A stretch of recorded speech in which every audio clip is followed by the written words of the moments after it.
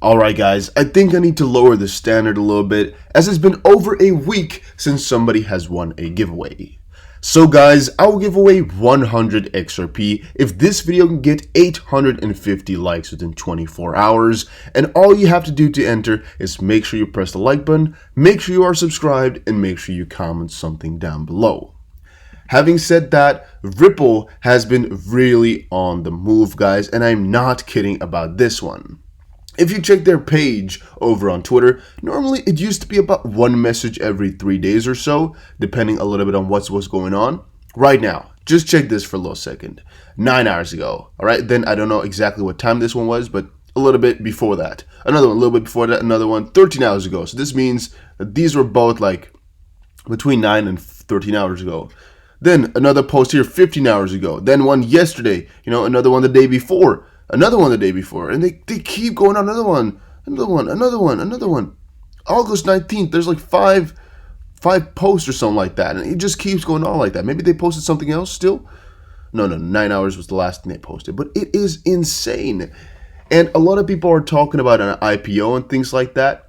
Now, the more I'm looking into this, the more I'm kind of convinced that Ripple is planning something bigger, because otherwise, why would they spend this much attention or this much care for getting their name out there right at this point? Because otherwise they would have done it a long time ago, right? If they just wanted more presence on Twitter. It could be though that they're close to 1 million and they want to hit it as soon as possible. So that's why they're promoting right now to get some quick followers. It's possible. But I don't think that's really it. I don't know why they want so much attention right now, also promoting older articles and things like that, unless you're really trying to prepare people for something. And the reason I'm a little bit more convinced of that than earlier was because of this article right here. Airbnb quietly files for IPO. Yes, guys, very scary statement, very strange.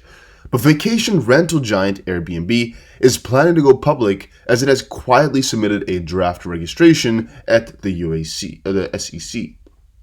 Access to more than 50 of the world's financial markets directly. While the application does not indicate the number of shares nor their percentage and price range, Airbnb says it plans. Okay, I guess the percentage is going to come eventually on its own if you know the number of shares and the price. Airbnb says it plans to hold an IPO once the SEC completes reviewing the documents for market and other conditions.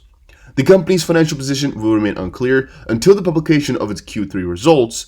It is also unknown whether Airbnb is going to go public or if a direct listing is possible.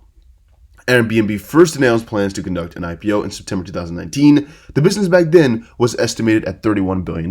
Now, normally you might think $31 billion. What's the important part about that one? Well, the fact that Ripple is now getting a little bit closer to that range. Again, they're worth like, let's say about 9 billion. It just depends on how you want to view it. But the fact that, they've been talking about an IPO, and they were worth about $30 billion. Ripple's now talking about an IPO. They're worth about $10 billion. I think it's that strange of a deal. It's not like they're too early for an IPO. It's not like they're not worth it. It's not like they have anything to hold them back.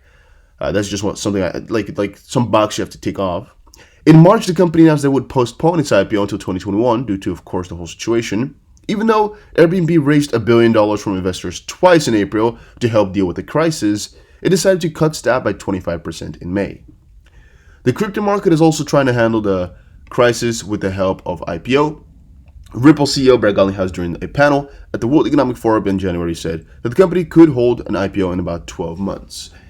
And again, that was January. Right now it's August. We're 8 months further. So to prepare for your IPO a little bit like 4 months in advance is not that crazy. Here, Airbnb prepared for it in September, and right now it is August.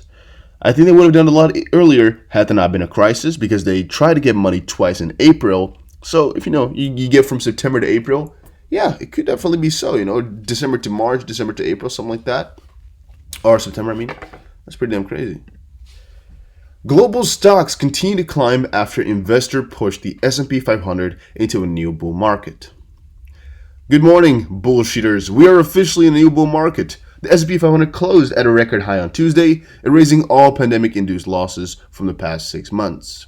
Next up, the U.S. futures are edging higher again this morning.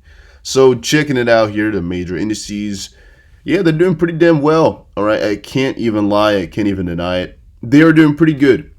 And if we check out where it was before everything started, it is about 33.83. Right now we're at 33.85. So I can't even say that it's not true. I can't say they're lying or anything like that. So it's pretty damn strange to see. Also, the gains that some people made over this time period, like 43, 50% or so, like that's completely crazy. And it's only looking to get going better and better and better.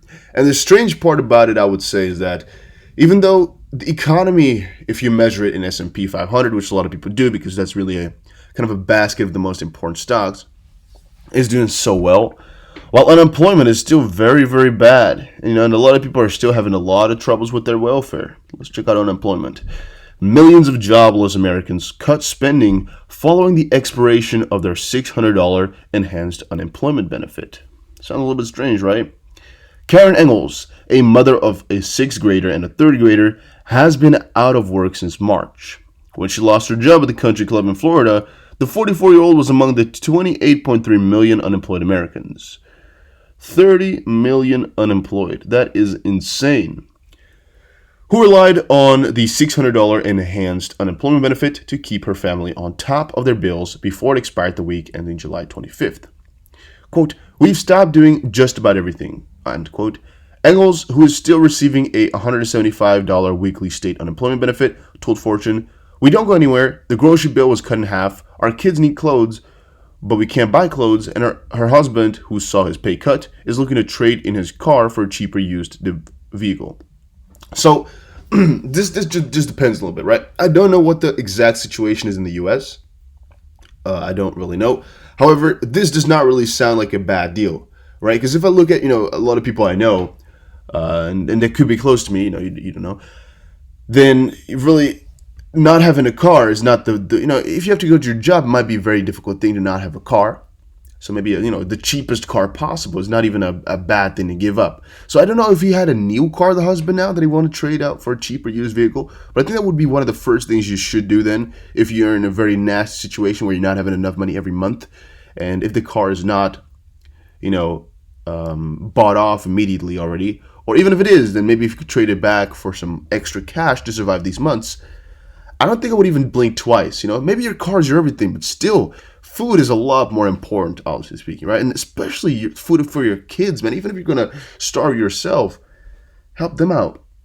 And so I'm like, yeah, it's a little bit difficult one. But the whole situation, though, is like, I don't get exactly how these unemployment benefits work, like in the U.S. And I've tried to look into it a little bit, but it's just such a different system than in the Netherlands. I got so confused where I was like, you know what? Let them be them. Because again, I don't live in the US, so I'm not too into it.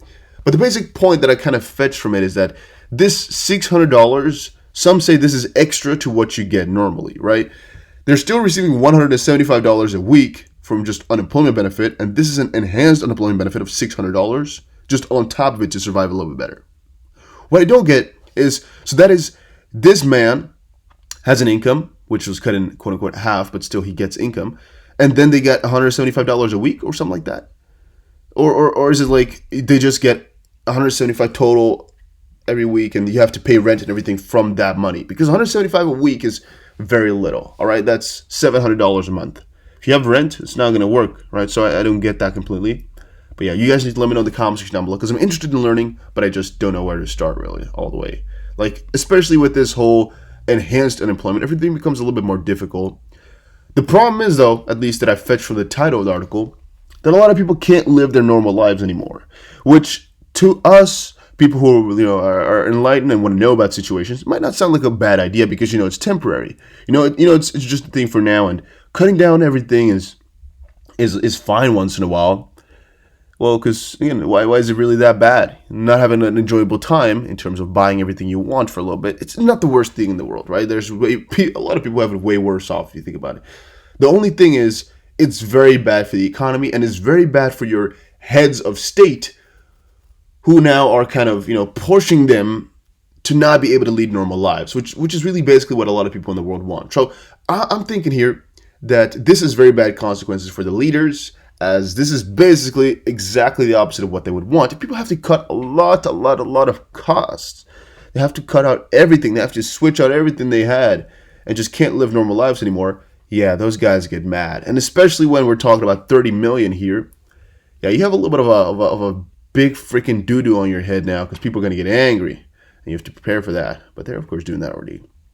Then I wanted to get into a couple of opportunities for XRP, a couple of ideas, a couple of trading things.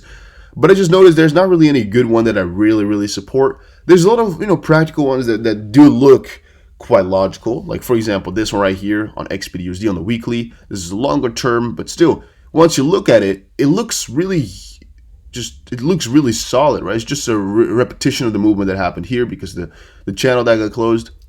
The only problem is look at the percentages, right? It's going to be a little bit crazy to get XRP to $100, but it does not look that crazy of a breakout. It doesn't look that crazy at all, right? Yeah, I'm just going to be honest with you guys. It doesn't look that crazy. Now, I don't exactly understand what he's trying to point towards, like what the similarities are in terms of the trend here completely. This one does not close properly in the way he drew it. This one here, which one you want to pick, let's see. Okay, maybe it's this one right here at the bottom. It did close already. This one is, in a very strange manner. So I don't know exactly which one you wanted to pick. Maybe the red one instead of the green one there, because it's a lot of things in the midst. But again, maybe I'm not too familiar with this type of repetition type of trading, and thus I can't tell you guys exactly what's going on. Because again, I don't know exactly what he's trying to say. Maybe they're all different lines, and he means just maybe the red one and the purple one, these two. Because I think those would fit his idea the best. However, the green one looks like it would be more logical. However, whatever. As I just said, I don't really know. Yeah, and I wanted to talk more about XRP forecast and all of that. We all know there's possibilities for Moon, though. I don't have to tell you guys exactly which ones there are, as these are all just speculations anyway. Right? These are all just speculations, all just thoughts, and they don't know. So don't worry too much about that. Alright guys, but that was it for today's video. Hopefully you all enjoyed it. If you did, make sure you press the like button and subscribe, and I will definitely see you guys again in another crypto video. Take care, everybody.